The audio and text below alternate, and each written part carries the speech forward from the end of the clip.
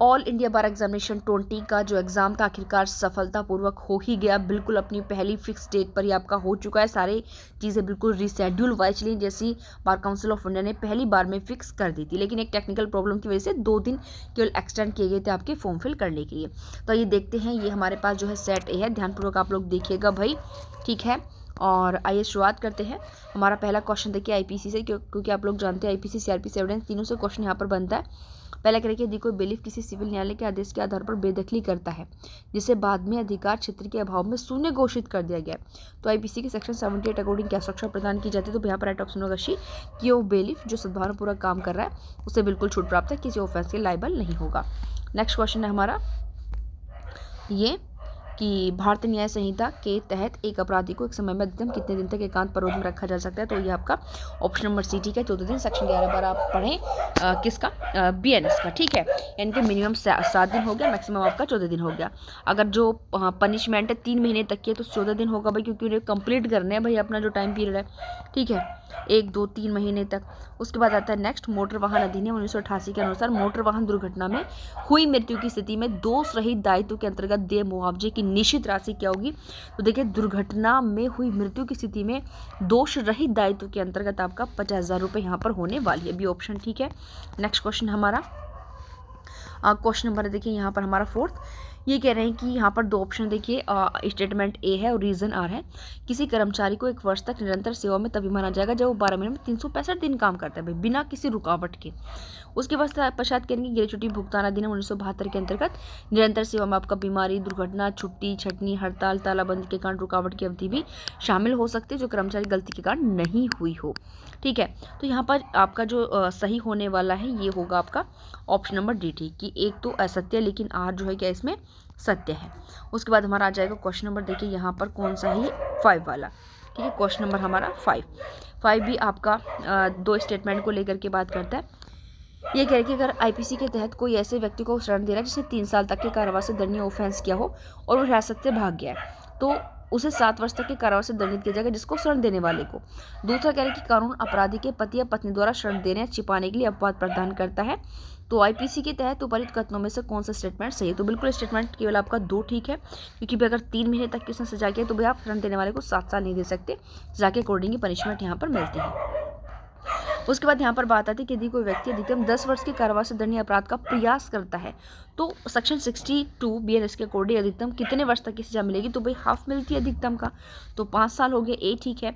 7 का आ रहा है कि 14 वर्ष की आयु के किशोर को न्यायालय में ऐसे अपराध के लिए लाया जाता है जो मृत्युदंड या जीवन कारावास से दंडनीय नहीं होता। तो सीआरपीसी के तहत कौन से प्रोविजंस के अंतर्गत आएगा। तो 27 ए ऑप्शन ठीक है 7 का, लेकिन याद रखना बी एंड डबल एस से प्रोविजन आपका हटा दिया गया है। उसके बाद आता है हमारा क्वेश्चन नंबर 8, ये कह रहे हैं कि भाई बी एंड डबल एस की धारा 290 के अंतर्गत आरोप तय होने की तिथि से कितने दिन के भीतर कोई अभियुक्त शोध अपवाद के लिए आवेदन कर सकता है। तो भाई उसके लिए 30 डेज का टाइम दे रखा है। 8 का सही ऑप्शन है आपका बी वाला। नेक्स्ट है कि बीएनएस के अंतर्गत यदि किसी व्यक्ति को 4,000 रुपये का जुर्माना अदा करने का आदेश दिया जाता है लेकिन वो विफल रहता है तो कितना दे सकता है भाई, 2 महीने, क्योंकि 5,000 रुपये तक राशि में आपका कितना है, 2 महीने रहता है, ठीक है। तो ये कितनी है, 4,000।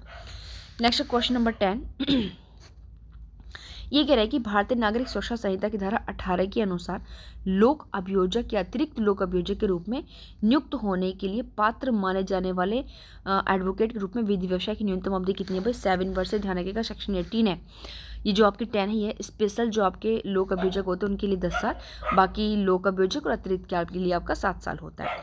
नेक्स्ट क्वेश्चन हमारा 11, ये कह रहे हैं कि बीएस 1872 के भारतीय साक्ष्य अधिनियम 1872 के अंतर्गत ऐसे तथ्य जो अन्यथा अप्रासंगिक हैं उन्हें कब प्रासंगिक माना जाएगा। तो जब भी विवादक या सुसंगत तथ्य से क्या हो, इनकंसिस्टेंट हो, सी ऑप्शन ठीक है आपका किसका, क्वेश्चन नंबर 11 का। और दूसरी बात मैं आपको बता दूं, अगर हम 1872 की बात करें तो सेक्शन 11 बात करता है और बीएसए 2023 की बात करें तो सेक्शन 9 यही बात कहता है, ध्यान रखिएगा। नेक्स्ट क्वेश्चन नंबर हमारा 12, ये कह रहे हैं कि भारतीय साक्ष्य अधिनियम 1872 की धारा 33 के अंतर्गत पूर्व साक्ष्य के प्रासंगिक होने के लिए कौन सी शर्त पूरी होनी चाहिए। तो क्वेश्चन हमारा कौन सा भी 12 है। तो कार्यवाही उन्हीं पक्षों या उनके प्रतिनिधियों के बीच ही होनी चाहिए, याद रखिएगा 20 का ठीक है। और जो 33 आप इसमें पढ़ रहे हो वो आपको पढ़ने के लिए मिलेगी जो है 27 में, ठीक है, BSA 2023 27 में। थोड़ा सा देखिए सर्दी में थोड़ा गले में दिक्कत होने लगती है। नेक्स्ट क्वेश्चन है हमारा, क्वेश्चन नंबर है हमारा 13 रहेगा। एक अदालती मुकदमे के दौरान बचाव पक्ष के वकील ने, कौन सा भाई, बचाव पक्ष के वकील ने साक्ष्य के रूप में प्रस्तुत कुछ दस्तावेजों की स्वीकार्यता पर आपत्ति जताई। न्यायाधीश ने स्पष्ट किया कि केवल भारतीय साक्ष्य अधिनियम 1872 के तहत सार्वजनिक दस्तावेजों के रूप में वर्गीकृत दस्तावेजों को ही बिना किसी ठोस सबूत के स्वीकार किया जा सकता है। इस संदर्भ में किस श्रेणी के दस्तावेज सार्वजनिक दस्तावेज में शामिल होंगे? तो क्वेश्चन नंबर देखिए 13 का राइट ऑप्शन होगा हमारा डी वाला, सरकारी अधिकारियों के न्यायिक और कार्यकारी कार्य, याद रखिएगा डी ऑप्शन इसका बिल्कुल ठीक है। नेक्स्ट हमारा क्वेश्चन नंबर 14 जो बात कर रहे हैं कि बीएसएफ 2023 के आगे ध्यान रखें के अंतर्गत एक षड्यंत्रकारी द्वारा कही या की गई बातों को दूसरों के विरुद्ध स्वीकार्य होने के लिए कौन सी शर्त पूरी करनी होगी? तो यह मानने के लिए उचित आधार होना चाहिए कि षड्यंत्र मौजूद था। भाई नॉर्मल सी बात है, 14 में शी वाला ऑप्शन आपका बिल्कुल ठीक है। ठीक है, आगे आते हैं भाई, हमारा सीआरपीसी का क्वेश्चन है कि सेक्शन 30 के अकॉर्डिंग यदि कोई मजिस्ट्रेट किसी व्यक्ति को 2 वर्ष के कारावास और जुर्माने की सजा सुनाता है तो जुर्माना न चुकाने पर वह कितनी अवधि तक की सजा जो है दे सकता है? तो 15 का भी देखिए हमारा सी 6 मंथ तक की। ठीक है, याद रखें इस चीज़ को। नेक्स्ट हमारा क्वेश्चन नंबर जो है रहने वाला है 16। ठीक, 15 किधर गया भाई, ये 15 था, ओके सॉरी, हमारा 14 हो गया था ना। 14 का तो हमारा 80 था, यह मानने के लिए उचित आधार होना चाहिए कि षड्यंत्र मौजूद था। उसके बाद हमारा ये आपका 15 हो गया था, हाँ 15 हो गया था हमारा, 6 मंथ हो गया इसमें ही। फिर हमारा आएगा भाई हाँ, फिर हमारा आएगा यहाँ पर 16। ठीक है, तो देख 16 में कह रहा है कि ये कॉन्स्टिट्यूशन का ध्यान है कि अमेंडमेंट का क्वेश्चन आ गया। 86वें संविधान संशोधन के बाद 6 वर्ष के से कम आयु के बच्चों की प्रारंभिक बाल्यावस्था देखभाल और शिक्षा सुनिश्चित करने के लिए किस नीति निर्देशक सिद्धांत तत्व को संशोधित किया गया है? तो भाई यहाँ पर 18 में नॉर्मल सी बात है, हमारा जो संशोधन जो है हमारा 16 के अंतर्गत जो हमारा ये मेन आंसर है 45 है, क्योंकि इसमें आप जानते हो 6 साल से ऊपर के बच्चों की बात इसी में की गई 45 के अंतर्गत ही। ओके, नेक्स्ट हमारा 17 सीपीसी से क्वेश्चन है। ये कह रहे हैं कि भाई सीपीसी के अनुसार जब किसी निष्पादन आदेश को अपील में चुनौती दी जाती है तो डिक्री पारित करने वाले न्यायालय को सुरक्षा लेने का निर्देश दिया जा सकता है। किस में दिया जाएगा भी? आपका जो है बी ऑप्शन इसका ठीक है, अपील की सुनवाई करने वाले अपील न्यायालय में। ध्यान रखिए, ध्यान से चेक करते जाए सारे क्वेश्चंस को। पेपर थोड़ा बिलर है बट आप लोग के पास सेट है, ध्यान से आप लोग रखना। देखिए सेटों में क्या होता है, ABCD जो आपके चार पार्टों में डिवाइड होते हैं सेट, उनमें क्वेश्चन आगे पीछे आपके बिल्कुल कर देते हैं। ठीक है, वरना भाई आगे पीछे नहीं करेंगे तो बच्चे के अच्छे इतने का इतना, इतने का इतना, ऐसे तो नॉर्मल छोटी मोटी क्लासों में चलता है, ऐसे चलेगा आपका। ठीक है, इसलिए सबके सेट जो अलग अलग होते हैं, याद रखिएगा। ओके, बट क्वेश्चन वही सेट में कि आपका जो क्वेश्चन एक है हो सकता है दूसरे वाले की मैं 49 नंबर पर जा रहा हूँ, 50 पर जा रहा हूँ, कहाँ जा रहा हूँ, इस तरीके से आगे पीछे आपके रहते हैं। ठीक है, सीपीसी के अंतर्गत कितने ये हमारा क्वेश्चन नंबर है हमारा 18। ठीक है, ये कह रहे हैं कि सीपीसी के अंतर्गत कितने हाई कोर्ट्स के न्यायाधीश नियम समिति की न्यायिक सदस्यता का गठन कर सकते हैं? तो ये हमारा उच्च न्यायालय के 3 न्यायाधीश। 18 का हमारा कौन सा, 18 का भी ये कितने, 3। ठीक है, और अब आते हैं नीचे, हम यहाँ पर देखें क्वेश्चन नंबर है हमारा यहाँ पर 23।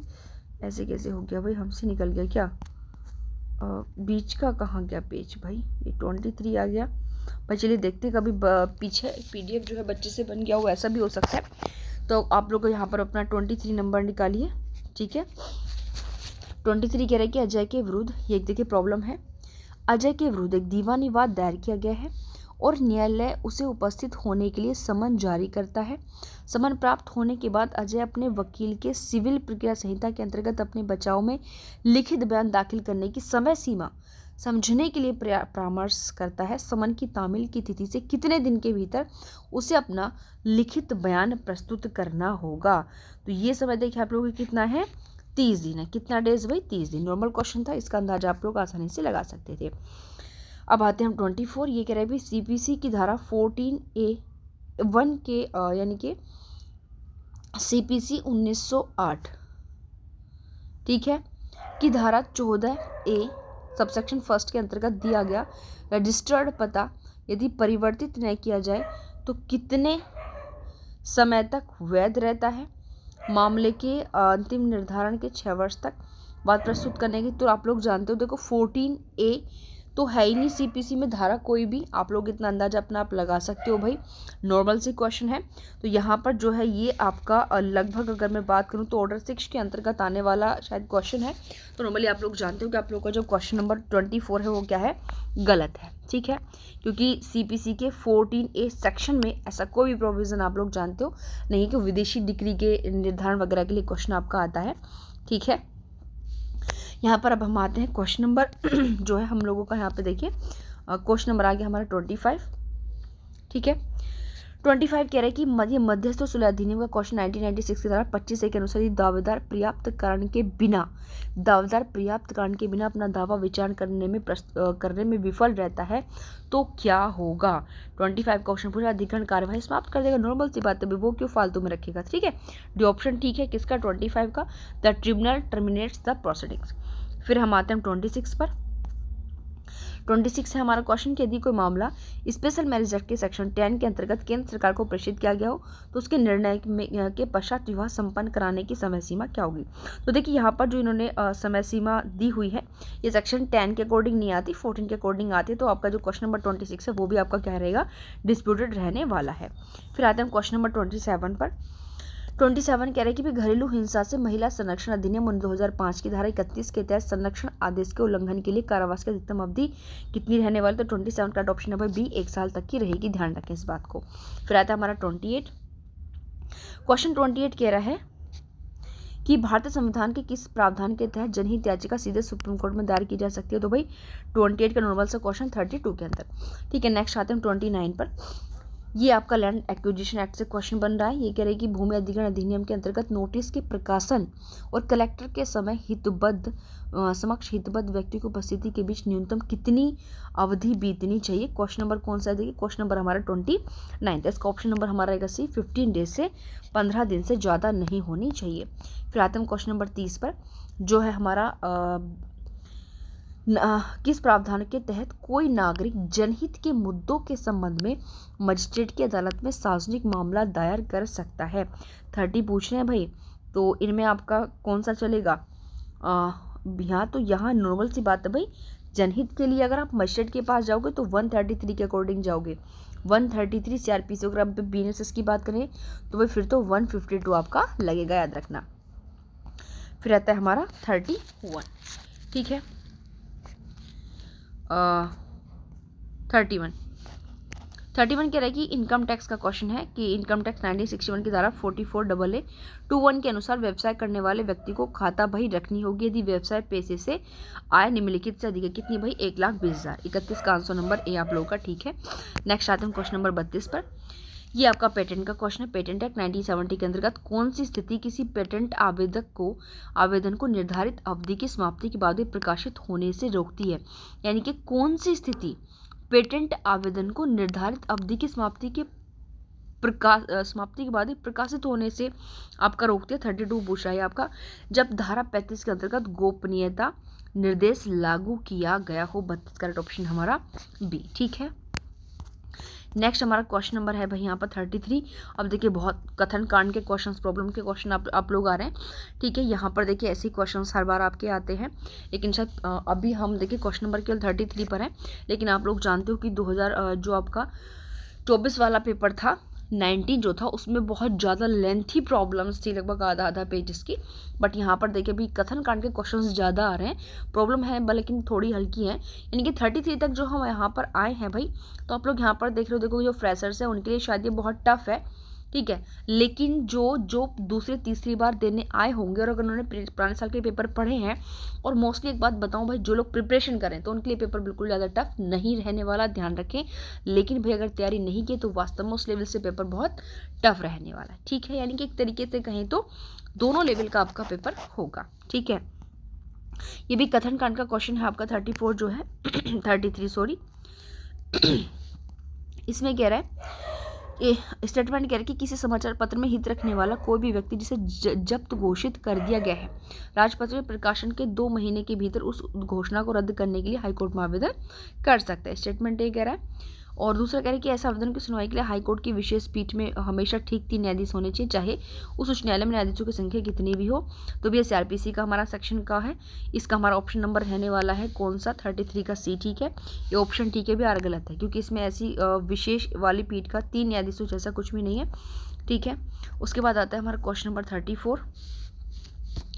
34 कह रहा है भी कथन कांड का ध्यान रखें, ये आपका BSA का है कि कथन कह रहे हैं कि भारतीय साक्ष्य वर्ष 2023 के अंतर्गत स्वीकृतियां सामान्यतः प्रासंगिक होती हैं और उन्हें देने वाले व्यक्ति के विरुद्ध सिद्ध किया जा सकता है, लेकिन सामान्यतः उस व्यक्ति द्वारा उसकी ओर से सिद्ध नहीं किया जा सकता। आगे कह रहे हैं कि कोई स्वीकृति उसे करने वाले व्यक्ति की ओर से तब भी सिद्ध की जा सकती है यदि वह मन या शरीर की किसी ऐसी दशा के अस्तित्व से संबंधित हो जो उस समय उसके लगभग की हो जब ऐसी दशा विद्यमान थी और उसकी सत्यता दर्शाने वाले आचरण द्वारा समर्थित हो। तो बिल्कुल देखिए क्वेश्चन नंबर 34 की अगर हम बात करें तो D दोनों स्टेटमेंट आपके इसमें ठीक रहने वाले हैं। नेक्स्ट क्वेश्चन आएगा हमारा 35 इनकम टैक्स का है कि इनकम टैक्स 1961 की धारा 16(2) के अंतर्गत किस प्रकार का भत्ता कटौती के योग्य नहीं रहने वाला है। तो ये देखिए सरकारी कर्मचारियों को दिया जाने वाला मनोरंजन भत्ता, 20 का ठीक है, 35 का। नेक्स्ट आते हैं क्वेश्चन नंबर आपका 36 पर। ये भी भाई कथन कारण का है, लग रहा है कि इस बार तो प्रॉब्लम से ज़्यादा स्टेटमेंट्स को उन्होंने तवज्जो दी, क्योंकि प्रॉब्लम बच्चे सॉल्व कर जाते हैं लेकिन मैं सबसे ज़्यादा बुरे फंसते हैं स्टेटमेंट्स में। ठीक है, क्वेश्चन नंबर है हमारा 36। ये कह रहे कि स्टेटमेंट A और 2 देखिए इंस्ट्रूमेंट एक्ट से आपका, यहाँ पर हम सीधा आंसर बता दें। 36 का आंसर नंबर रहने वाला है आपका DT। देखिए यहाँ पर दोनों स्टेटमेंट आपके जो हैं ठीक रहने वाले हैं, जो भी स्टेटमेंट है दोनों हमारे क्या हैं, सही हैं। ठीक है, अब आते हैं हम 37 पर। अब देखिए ये भी कथन का है लेकिन नीचे निष्कर्ष पूछा है, बहुत लेंथी क्वेश्चन है 37। और यहाँ पर भी देखिए ये आपका एनवायरनमेंट एक्ट से संबंधित क्वेश्चन है 37। इसका भी ऑप्शन नंबर देखिए आपका A ही ठीक है कि केवल निष्कर्ष 1 का अनुसरण करता है, क्योंकि पेपर आप लोग देखो पढ़ चुके हैं, आप लोगों को केवल मोस्टली यहाँ पर आंसर्स की आवश्यकता रहने वाली है। ठीक है, 38 की अगर हम बात करें तो ये कह रहे हैं कि आयकर अधिनियम 1961 की धारा 24A के तहत गृह संपत्ति से आय के वार्षिक मूल्य का कितना प्रतिशत मानक कटौती के रूप में आपका अनुमत है। ठीक है, और अलाउ है, तो 38 का राइट ऑप्शन होगा आपका C वाला जो है आपका 30%। ठीक है, 38 का आपका रहेगा C। नेक्स्ट क्वेश्चन है हमारा 39। ये भी लैंड एक्विजिशन एक्ट से संबंधित क्वेश्चन है।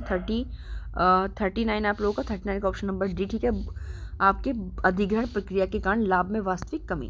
फिर आते हैं क्वेश्चन नंबर 14 पर। 40 कह रहा है कि भाई CPC की धारा 35A के अनुसार सामान्य मामलों में न्यायालय प्रतिकारात्मक खर्चे के रूप में अधिकतम कितनी राशि भाई दिला सकती है 40 के अकॉर्डिंग।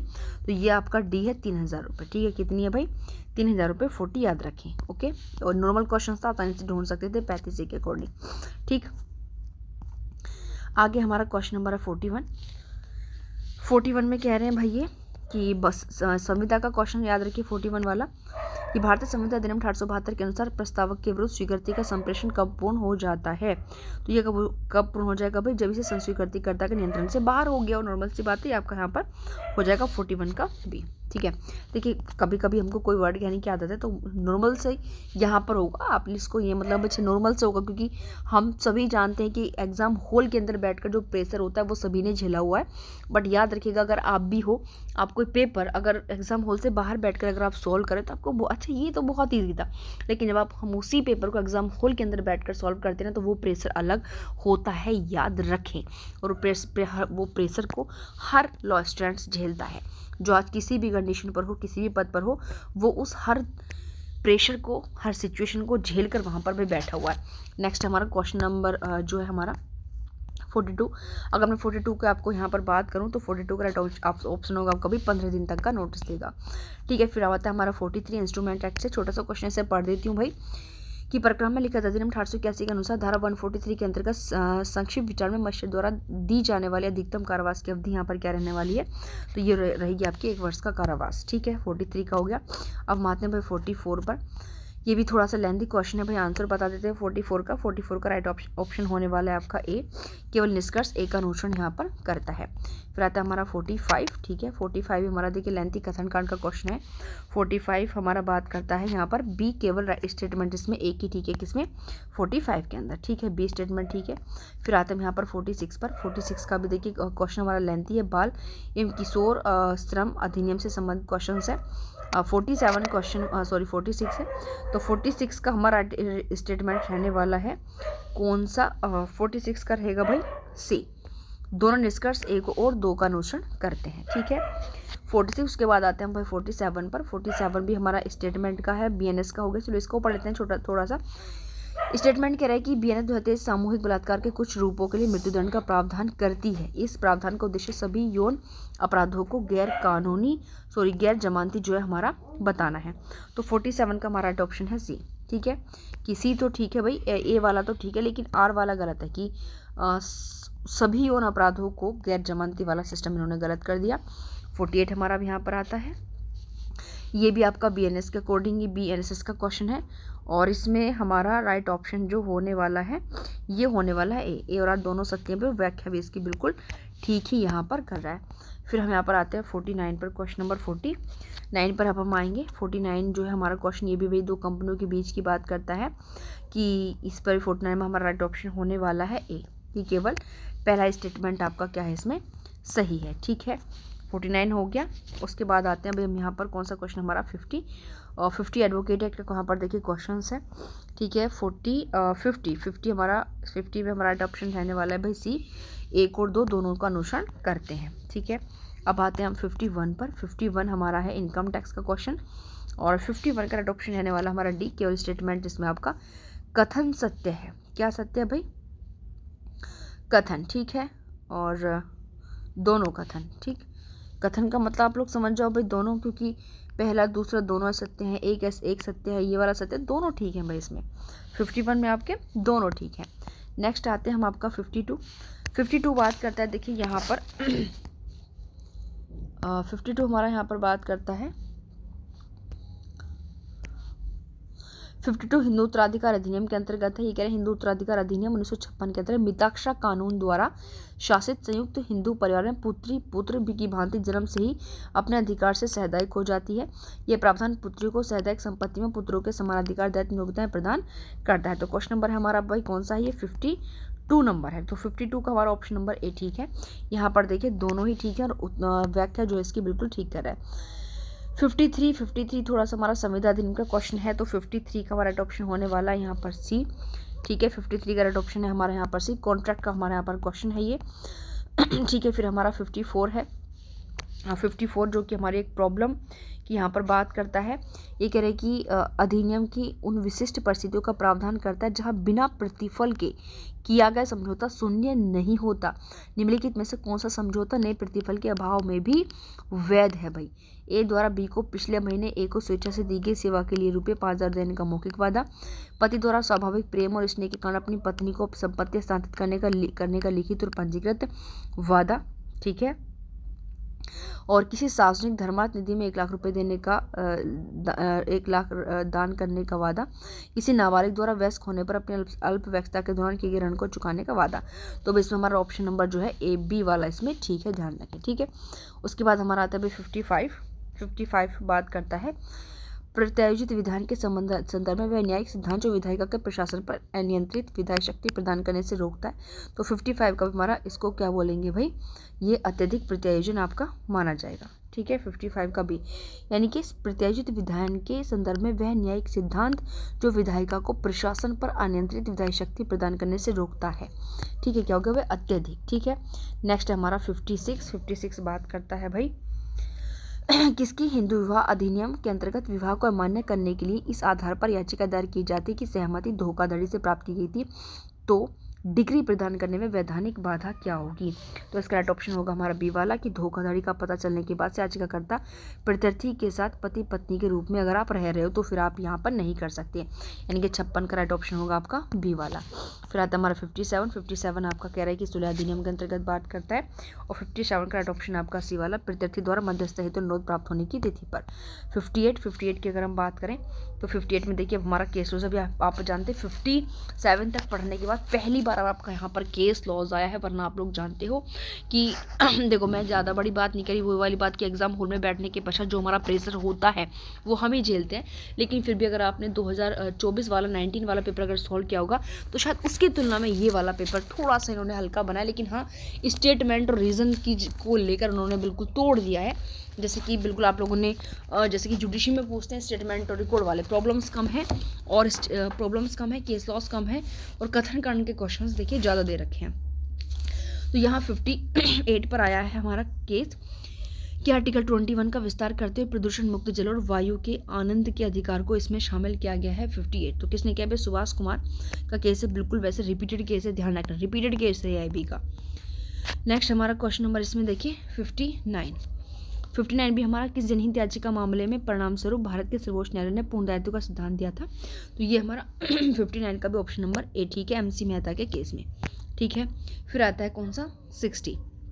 अब देखो लगातार केसेस आ रहे हैं लेकिन ओल्ड है अभी तक, कि भारत के सुप्रीम कोर्ट ने स्पष्ट किया कि नेबो टूडेक्स इन कीसा सुआ नियम निम्न आवश्यकता के सिद्धांत से संबंधित है। ऑप्शन नंबर सी जे महापात्रा का मामला था भैया 1984 का।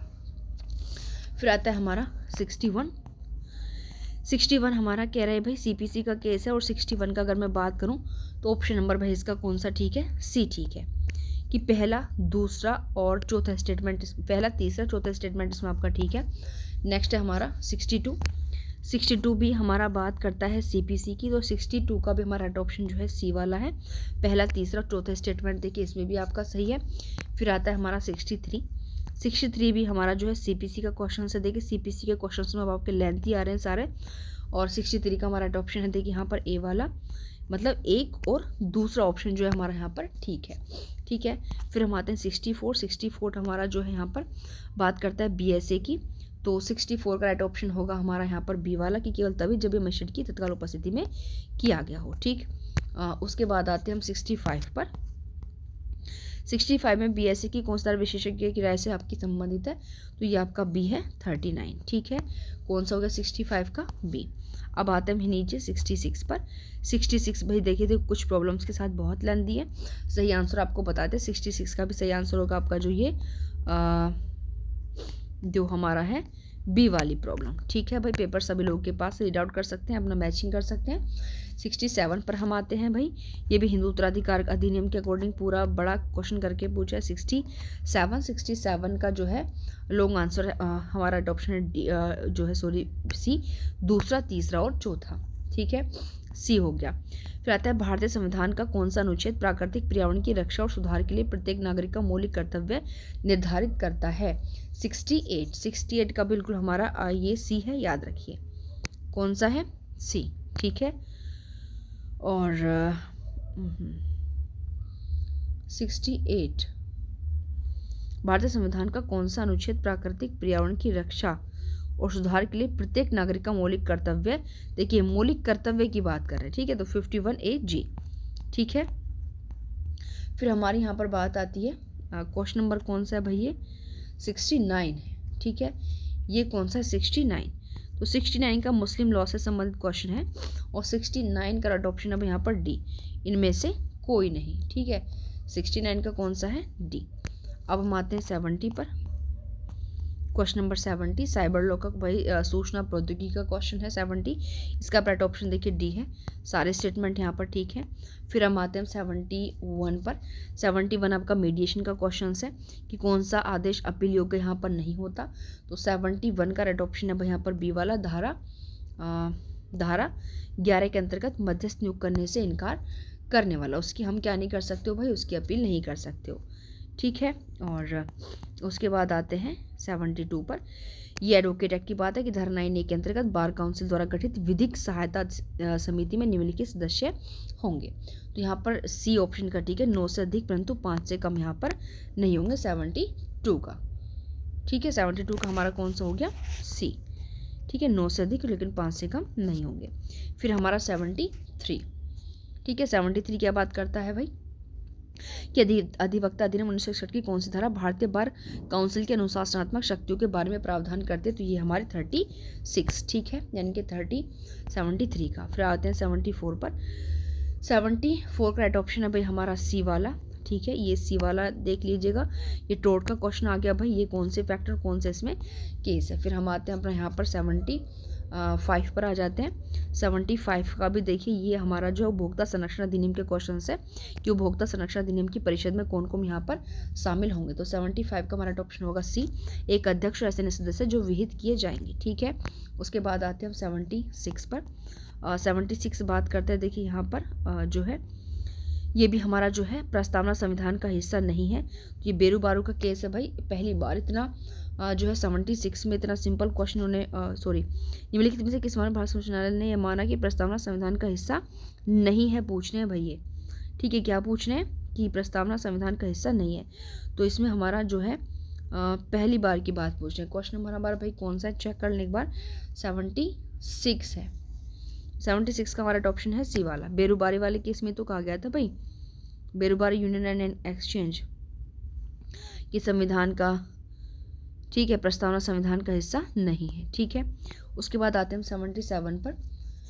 तो 77 का हमारा रहने वाला है कि कौन सा अनुच्छेद संधि और अंतर्राष्ट्रीय समझौतों को प्रभावी करने के लिए संसद द्वारा बनाई गई वसूली की वस्तु से संबंधित है। 77 का ऑप्शन नंबर भाई हमारा कौन सा ठीक है, ये सी, ठीक है। 253 बात करता है, कौन सा करता है भाई, 77 का सी, ठीक है। फिर आते हैं 78 पर। 78 का देखिए सारे केसेस हैं, हम आपको बता देते हैं। 78 का ऑप्शन होने वाला है डी, ठीक है। सारे 1, 2, 3 एंड 4, ठीक है। किसने निजता के अधिकार के मुद्दे पर यहाँ पर बात की थी, ठीक है। फिर आता है हमारा सॉरी ये थोड़ा सा किधर को हो गए हैं पेज, जो है ये PDF थोड़ा सा बच्चों ने इधर उधर को करके डाल दिया भाई, ठीक है। लेकिन यहीं से देखिए मैं बता देती हूँ क्वेश्चन नंबर हमारा जो चलेगा, क्वेश्चन नंबर है हमारा आई थिंक ऊपर वाला 78 था, जिसका डी ऑप्शन ठीक था। अभी हमारा 79 देखिए रहने वाला है। तो अगर मैं 79 की आपको यहाँ पर बात करूँ कि यदि भारत संघ द्वारा किसी अन्य देश को कोई जो है क्षेत्र सौंप दिया जाता है, तो निम्नलिखित में से कौन सा यहाँ पर आवश्यक जो है होगा, तो यहाँ पर देखिए 79 का राइट ऑप्शन आप सभी के लिए होने वाला है डी, ठीक है। कौन सा होगा, डी, संसद द्वारा विधायी अधिनियम और फिर भारत संघ की कार्यकारी कार्रवाई होगी। 79 का राइट ऑप्शन होगा भाई यहाँ पर डी, ठीक है। उसके बाद हम यहाँ पर बात करें क्वेश्चन नंबर 80 की, तो ये भी कॉन्स्टिट्यूशन का ही क्वेश्चन है और 80 का राइट ऑप्शन होने वाला है आप लोग के लिए ए, कि नहीं, क्योंकि इसे निर्णय नहीं माना जाता। कौन सा आपका ए है, ठीक है। उसके बाद हमारा आ जाता है भाई यहाँ पर 81, कौन सा आ जाएगा भाई, 81 आ जाएगा। 81 हमारा बात करता है कि मानहानि के एक आपराधिक मुकदमे में निचली अदालत अर्थात हाईकोर्ट ने दिए गए मामले में संबंधित किसी भी समाचार के प्रकाशन पर रोक लगा दी है। तो ये 81 का राइट ऑप्शन देखिए हमारा जो होने वाला है वो होने वाला है सी, इनहेरेंट जो है ये हमारी कौन सी होगी, इनहेरेंट पावर होगी। 81 का सी, ध्यान रखिए, लगा लीजिए आप अपने पर टिक। 81 का हमारा सी। चलिए यहाँ पर भी इसी तरीके से आप लोग को हम बता देते हैं 82 का राइट ऑप्शन देखिए आप लोगों के लिए रहने वाला है सी। ध्यान रखिए भारतीय संविधान अनुच्छेद 19(1)(a) के अकॉर्डिंग, ठीक है, जो भी इसमें पूछा है। लेकिन 82 का जो है राइट ऑप्शन आप लोगों का क्या है, सी है। नेक्स्ट 83 यहाँ पर देखिए बात करता है कि भारतीय संविधान की निम्नलिखित में से कौन से अनुसूची कुछ अधिनियमों और विनियमों को के विनियमानुसार के अनुसरण, थोड़ा सा मिसप्रिंट हो रहा है, संबंधित है। तो 83 की अगर हम यहाँ पर बात करें तो राइट ऑप्शन इसका ए ही है। 9वीं आप लोग जानते हो कि अधिनियमों को 9वीं में शामिल किया गया, तो बहुत नॉर्मल एक छोटा सा देखिए क्वेश्चन था, सारे में नहीं कह सकती। उसके बाद हमारा आता है 84 और 84 का ऑप्शन देखिए डी, इसमें जितने भी स्टेटमेंट्स हैं 1, 2, 3 ये सारे स्टेटमेंट इसमें, ठीक है। 84 के सारे आपके यहाँ पर क्या हैं, सही हैं। उसके बाद हमारा आता है यहाँ पर 85, ठीक है। 85 आपका यहाँ पर आता है और 85 जो है 85 का राइट जो भी आपका कॉन्स्टिट्यूशन के आर्टिकल से ही है और 85 का राइट ऑप्शन भी हमारा क्या है, डी है। 85 का क्या ऑप्शन है भाई, डी है, ठीक, याद लगा लीजिएगा। उसके बाद आते हैं हम 86 पर। 86 का भी जो हमारा राइट ऑप्शन है वो भी हमारा है क्या, सी। एक गवाह को, ठीक है। ये भी सुप्रीम कोर्ट का डिसीजन है, R.K. आनंद बनाम रजिस्ट्रार दिल्ली उच्च न्यायालय का। तो इसमें कदाचार का दोषी ठहराया गया था एक गवाह को प्रभावित करने का प्रयास करके आपराधिक मुकदमे में हस्तक्षेप करने के लिए। 86 का कौन सा है हमारा? सी है 86 का, ठीक है। 86 का हमारा क्या है? सी। 86 तक आप लोग के हो चुके हैं कंप्लीट। अब हम आते हैं 87 पर, ठीक है। 87 अब देखो यहाँ पर थोड़े इन्होंने बच्चे ने ऐसे ही भेज रखे हैं सारे के सारे। 87 है आई थिंक ये हमारा, बिल्कुल 88 से फिर हमारा सीक्वेंस आ जाएगा। तो 87 भाई बहुत बड़ा करके यहाँ से पूछा हुआ है। ये शून्य और शून्य का निभास उत्पन्न संतानों की यहाँ पर देखिए बात करता है। और 87 का आप लोगों का राइट ऑप्शन होगा सी वाला, ठीक है। कौन सा ऑप्शन यहाँ पर देखिए, ये जो सी वो ऑप्शन है ये आप लोगों का ठीक है। उसके बाद हम फिर नीचे आते हैं, क्वेश्चन नंबर हमारा रहने वाला है यहाँ पर अब 88, ठीक है। ये 88 है, देखिए ये भी हमारा भारतीय संविधान अधिनियम से संबंधित क्वेश्चन है। और 88 का राइट ऑप्शन है हमारा सी, ठीक है। कौन सा ऑप्शन है भाई? सी। सहज जमान तादाद ने किए हुए भाग को समान अंश में बांटते हैं, ठीक है। फिर है 89 जो आपका SRE का क्वेश्चन है, यानी कि SRE का क्वेश्चन 89 जिसका राइट ऑप्शन है आपका ए रहने वाला है कि विनिर्देश अनुतोष अधिनियम 1963 के अंतर्गत चल संपत्ति पर कब्जा रखने वाले प्रतिवादी को उसे वादी को सौंपने के लिए कब बाध्य किया जा सकता है? जब प्रॉपर्टी वादी के एजेंट ट्रस्टी के रूप में रखी गई हो, ठीक है। अब हमारा नेक्स्ट क्वेश्चन आता है भाई 90, और 90 की हम यहाँ पर बात करें तो 90 ही है ये, ठीक है। और 90 का हमारा राइट ऑप्शन जो है वो रहने वाला है डी। कौन सा है भाई इसका? दोनों स्टेटमेंट इसके बिल्कुल ठीक है। फिर हम आते हैं 91 पर। 91 में फिर आपका स्टेटमेंट और रीज़न का पूछ लिया भाई, इसका राइट ऑप्शन यही है, इसमें दोनों ही ठीक है। और ये हमारा क्वेश्चन केवल किसका है? संविधान का, कि धन विधेयक केवल लोकसभा में प्रस्तुत ही किया जा सकता है, राज्यसभा में नहीं। पहले तो लोकसभा में किया जाएगा, राज्यसभा 14 दिन के भीतर धन विधेयक पर केवल सिफारिशें कर सकते हैं, लेकिन लोकसभा इन्हें स्वीकार या अस्वीकार कर सकते हैं। तो बिल्कुल ये स्टेटमेंट आप लोग जानते हो, दोनों स्टेटमेंट यहाँ पर ठीक है। फिर हमारा क्वेश्चन नंबर 92 कंपनी एक्ट 2013 का क्वेश्चन जिसका राइट ऑप्शन हमका बी वाला 50,000 रुपये, ठीक है। इसका क्या है? 50,000 रुपये, ठीक है। उसके बाद हम आते हैं भाई यहाँ पर क्वेश्चन नंबर 93 पर। क्वेश्चन नंबर 93 जो है बात करता है किसकी?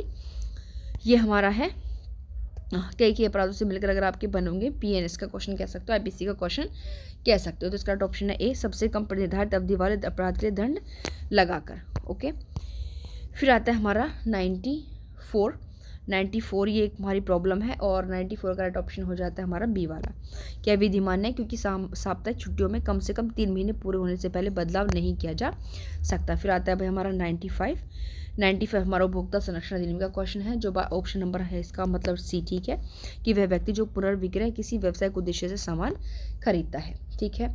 उसके बाद आते हैं भाई हम 96 पर, ओके। 96 भी हमारा फिर स्टेटमेंट और रीज़न का क्वेश्चन पूछ लिया गया है कॉन्स्टिट्यूशन का। और 90 देख लेते हैं। 96 का जो हमारा ऑप्शन रहने वाला है भाई सी, ठीक है। कौन सा है? सी, कि ए सत्य है लेकिन आर जो है असत्य है, क्योंकि कह रहे कि 72 के तहत वह शक्ति राज्य के कानून के तहत मृत्युदंड को माफ़ करने या लघुरत करने की राज्यपाल की शक्तियों को रद्द कर देती है, इसलिए स्टेटमेंट ये क्या है भाई? गलत है। नेक्स्ट आते हैं 97 पर। ये भी स्टेटमेंट और निष्कर्ष का क्वेश्चन है। 97 का राइट ऑप्शन है आप लोगों के लिए सी, निष्कर्ष ए और दोनों का अनुसरण किया जाता है। नेक्स्ट आते हैं 98 पर। ये कह रहे हैं मोटर वाहन अधिनियम का क्वेश्चन है कि ड्राइविंग लाइसेंस के लिए आवेदन करते समय लाइसेंसिंग प्राधिकारी का विकथन किस कारक पर निर्भर करता है?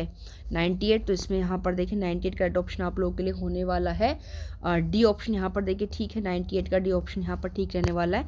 नेक्स्ट हमारा क्वेश्चन नंबर 99 जो बात करता है आपके भारतीय दंड संहिता के सेक्शन 57 के अकॉर्डिंग छूटों की बात करता है, ठीक है। और यहाँ पर सेक्शन 5 बात करता है कौन सा? BNS का।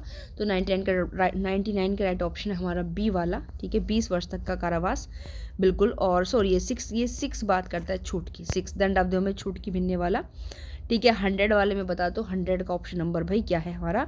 सी, ठीक है। तो इस तरीके से सेट हमारा कंप्लीट हो गया। अभी आप लोग अपना निशान लगाएं। और नॉर्मल सी बात, अगर आप OBC या जनरल से हैं तो आपको 45% होने चाहिए, और अगर आप SC ST या डिसेबल से हैं तो 40% अगर आपके हैं तो बिल्कुल आप पास हो। अगर आपके समथिंग अब बता देती हूँ, कुछ भी हो, मतलब अगर आप जो है 40 से ऊपर हो, 45 से ऊपर हो, ठीक है, नॉर्मल सी बात है, बिल्कुल भैया आप बिल्कुल पास हो। अगर आपका क्रेडिट लगा 40 ठीक है, 45 ठीक है, फिर भी पास हो। बहुत से बच्चे कन्फ्यूज़न में रहते हैं। क्या कन्फ्यूज़न? सर हमारे तो 75 आ रहे हैं, क्या हम पास ना करें? आप लोग मैं कहना नहीं चाहती, लेकिन आप ऐसे स्टैंडर्ड पर हो कि नोटिफिकेशन जो AIB द्वारा बार काउंसिल ऑफ इंडिया का निकाला था, AIB का, उसमें नॉर्मल नीचे लिखा हुआ था जहाँ पर पूरा शेड्यूल फिक्स था कि भाई इतने इतने चाहिए। तो नॉर्मल सी बात है, आप लोग को अगर आपके इतने आ रहे हैं तो आपको कहने की ज़रूरत ही नहीं है, या फिर आप लोग शो ऑफ करना चाहते हो कि आपके इतने हैं। अच्छी बात है, लेकिन ये लोग आप जानते हो कि कितने पर पासिंग मार्क्स हैं, ठीक है। और 45 और 40%, 45 और 40 का रेशियो बैठता है। अगर नंबर आपके करते हैं फिर भी उसी हिसाब से आपका लगाया जाता है। तो देखिए यहाँ पर आप लोग फ़िलहाल अपना मिलान करें, देखेंगे कि आप पासिंग के दायरे में आ रहे हैं 40 या 45% के। अगर हैं तो अपनी वकालत में तरीके से लग जाए। Thank you.